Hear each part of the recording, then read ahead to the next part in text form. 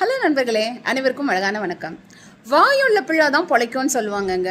ரொம்ப 100க்கு 100 உண்மையான விஷயங்க அது. ஏன் அப்படின்னா, பண்ணுற தப்பெல்லாம் செஞ்சுட்டு அதுக்கான ஒரு நியாயத்தை மட்டும் தெளிவாக அழகாக உதாரணமாக சொல்லி முடிச்சுட்டு தனக்கும் அந்த தப்புக்கும் சம்மந்தமே இல்லைன்னு போகிறவங்க எவ்வளோ எளிதாக தப்பிச்சுக்கிறாங்கல்ல.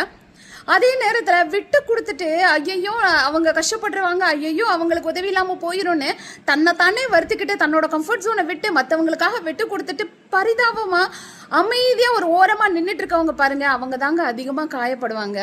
ஸோ வாய் இருக்கணும். நீங்கள் என்ன பண்ணுறீங்களோ இல்லையோ அது மற்றவங்களுக்கு தெரியணும்.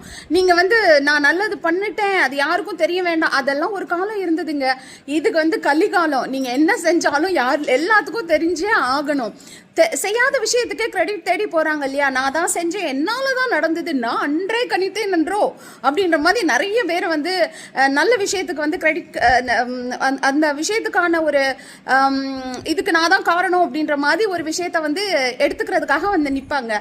அந்த மாதிரியான உலகத்தில் நீங்கள் என்ன செய்கிறீங்களோ அதுக்கான கிரெடிட்டாவது அட்லீஸ்ட் எடுத்துக்கோங்களேன்.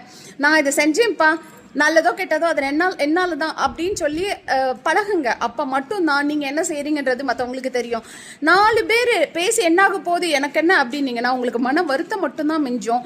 ஸோ உங்கள் மனசு தெளிவாக இருக்கணும்னா நீங்கள் செய்கிற விஷயத்த மற்றவங்களுக்கு தெரியப்படுத்துங்க. இல்லைன்னா பரிதாபமாக பச்சை புள்ள மாதிரி ஒரு ஓரமாக நம்ம தான் ஒதுங்கி நிற்கணுங்க. தயவு செய்து தெளிவாக இருங்க, வாழ்க்கையில் சந்தோஷமாக இருங்க.